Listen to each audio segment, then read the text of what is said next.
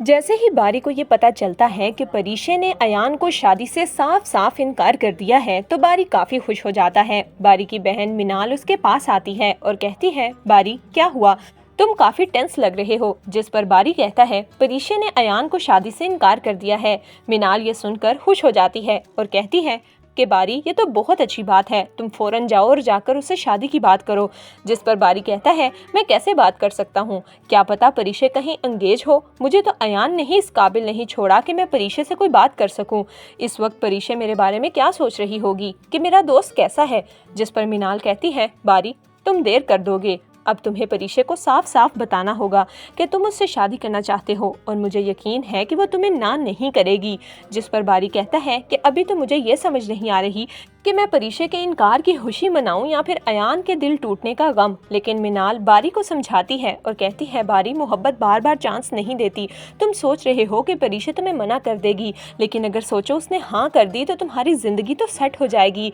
बारी मिनाल को कहता है, हाँ शायद तुम ठीक ही कह रही हो। अगले दिन ऑफिस में बारी बार बार परीशे की तरफ देखता है, लेकिन परीशे का गुस्सा आसमान को छू रहा था। वो अयान की वजह से बारी से बहुत नाराज थी। बारी परीशे को कहता है, परीशे आपकी तबीयत ठीक तो है ना।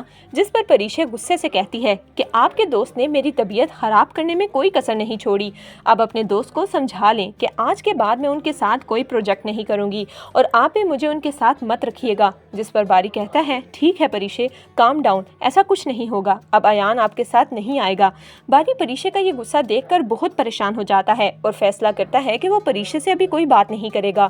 ऑफिस से वापसी पर परीशे कैब ढूंढने के लिए सड़क पर आती है तो तभी अचानक एक तेज रफ्तार गाड़ी उसकी तरफ आती है।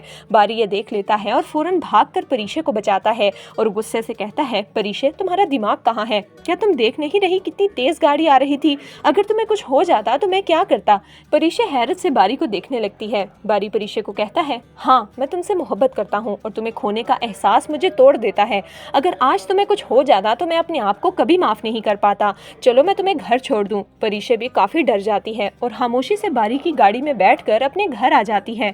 बारी ने तो अपनी मोहब्बत का इजहार कर दिया है, अब परीशे की बारी है। जबकि दूसरी तरफ राहील मिनाल को कॉल करता है और कहता है, मिनाल मैं अपनी पिछली गलतियों पर माफी मांगना चाहता हूँ, मैं तुम्हें बहुत खुश रखूंगा, हमारी मोहब्बत इतनी कमजोर नहीं है कि एक झटके में खत्म हो जाए। जिस पर मिनाल कहती है, राहील मुझे इस बारे में सोचना होगा, क्योंकि पहले की तरह इस बार भी अगर अनाया और बारी भाई की शादी की शर्त आ गई तो मैं ये फैसला नहीं कर पाऊंगी। जिस पर राहील कहता है कि नहीं, अब ऐसा कुछ नहीं होगा, शादी होगी तो सिर्फ हम दोनों की, पहले भी मैं बहुत सफ़र कर चुका हूँ और अब मैं वो सब कुछ नहीं दोहराऊंगा। तो दोस्तों, आपके ख्याल में क्या परीशे बारी से इजहार मोहब्बत कर देगी या अयान की तरह बारी को भी इनकार सुनने को मिलेगा? हमें अपनी कीमती राय कमेंट्स में ज़रूर दीजिएगा।